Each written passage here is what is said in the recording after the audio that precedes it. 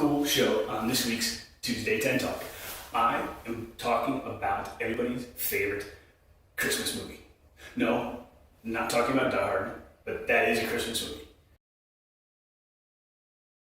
I am talking about the movie that premiered 31 years ago today, and a movie that is number 17 on the Christmas movie list. Yes, somebody made a movie list about that.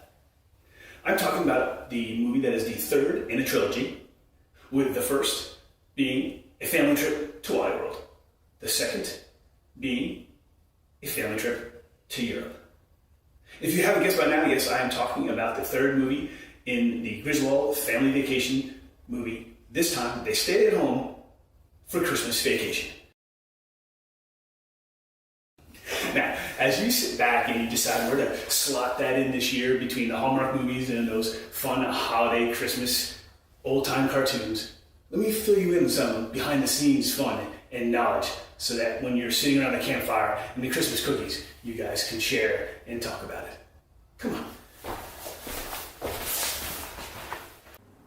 So, Christmas Vacation, written by John Hughes, who we all know and love. We love his movies. Breakfast Club, 16 Candles, Ferris Bueller's Day Off. He originally wrote this as a short story called Christmas 59 while he was writing for the Harvard Lampoon, which would eventually go on to become National Lampoon. And the story was loosely based on his Christmas in 1959. And you can actually dig around and actually see this short story on the internet, as I did. Now, Christmas Vacation was the middle of a travel trilogy. Not only was it a Griswold's trilogy, but it was actually a travel trilogy, which started in 1987 with Planes, Trains, and Automobiles, the Steve Martin, John Candy movie, which, if you have not seen, go after this and go watch. And then in 1989 came Christmas Vacation. And the last movie was 1990 with Home Alone. And so he wrote all those movies and directed Planes, Trains, and Automobiles. Now, oddly enough, there's only two Christmas movies that came out in 1989. Christmas Vacation and a movie called Prancer. And both those movies starred Johnny Galecki, who played Rusty in Christmas Vacation. Just some weird little tidbits of randomness, which I'm going to share a whole bunch more right now. So the first crazy thing that happened on this shoot was when the aunt and uncle came and knocked on the house and knocked on the door. There was an earthquake at the time of them entering. So you can actually see this a little bit in the movie. Watch closely, because there's a little bit of shake in the camera. And that was unintentional. That was man-made, or that was not man-made, actually. So if you notice the houses, if you take a quick look at the houses, both their house, the Griswold house, and the house next door of the not fun neighbors, Todd and Margot.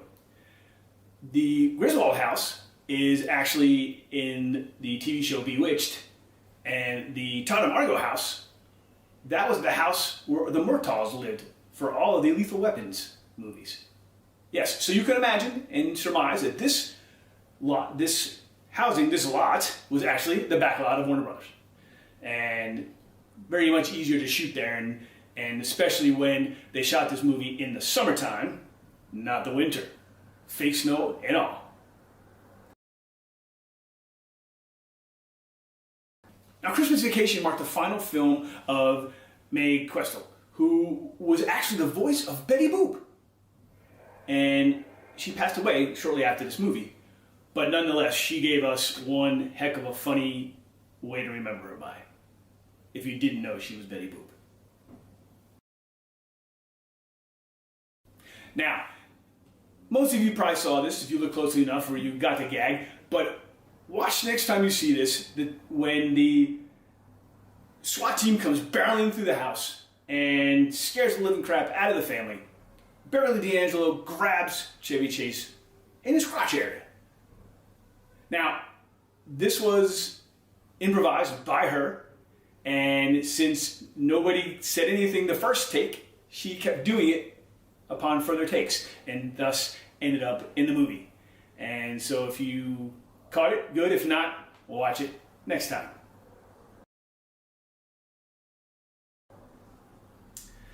The squirrel. Everybody's favorite squirrel. So originally, the production had a trained squirrel to come in and do trained squirrel things. But the day before they were supposed to shoot with the squirrel passed away.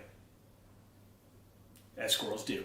So they had to get a new squirrel, a new pet squirrel, who was not as trained as the other one.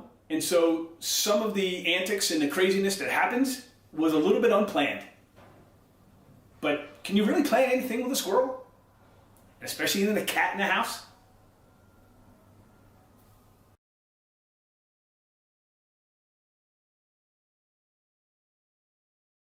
So Chevy Chase actually injured himself while filming this movie. And the second time, when the lights didn't go up on the house and he got all frustrated and he started throwing things and bashing things and ripping things down and kicking things, he actually broke his pinky. And so in the middle of a take, while this was happening, so in order not to bust the take, that's when he turns to kicking. He kicks the Santa and he kicks the other snowmans, and that's what you see there. That was a result of him not wanting to ruin the take because of his injury. What a trooper. Now this was a fun thing to learn.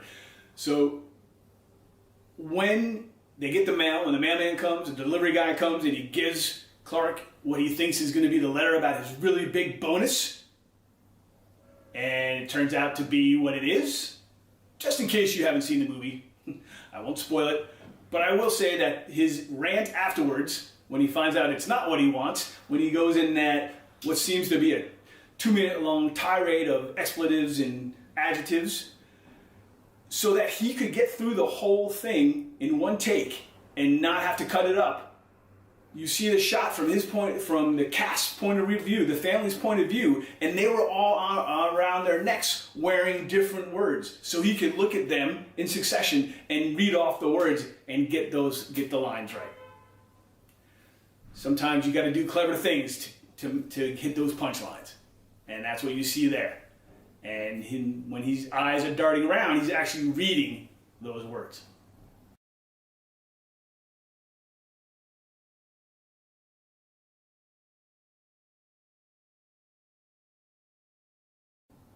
This vacation was the only vacation to get a sequel.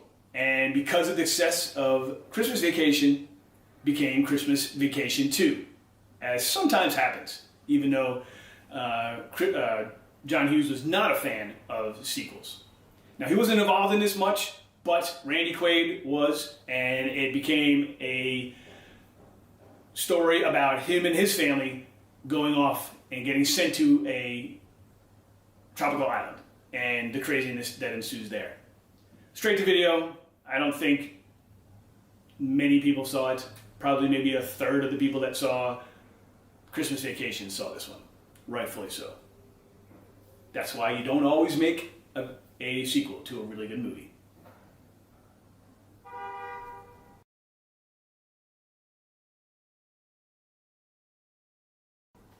Now you would think of all the hype and all the funness surrounding this movie that it would have won its weekend and been the big king of the box office. However, not this time, not so fast. Interestingly enough, the Christmas Vacation opening weekend was bested by the second weekend of Back to the Future 2. So Michael J. Fox bested Chevy Chase that weekend, but still, they both totaled around $11 million. Yeah, not bad back then for a movie.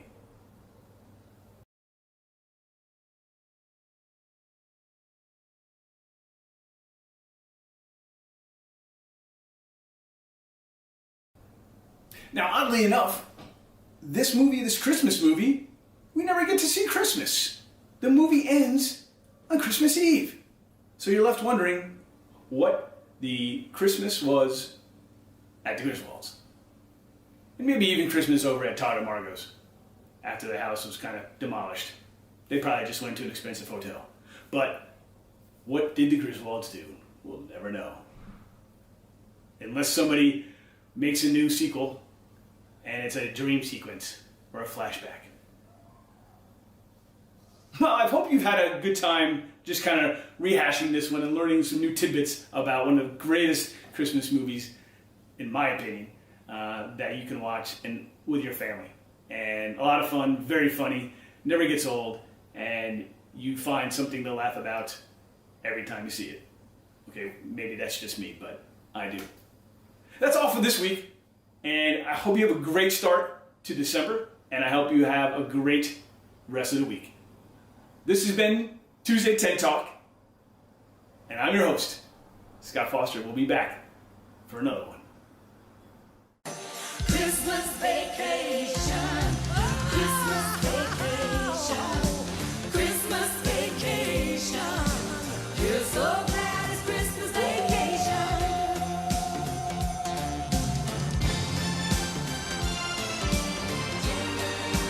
Hey, look, an easy place to find all my Tweet Talks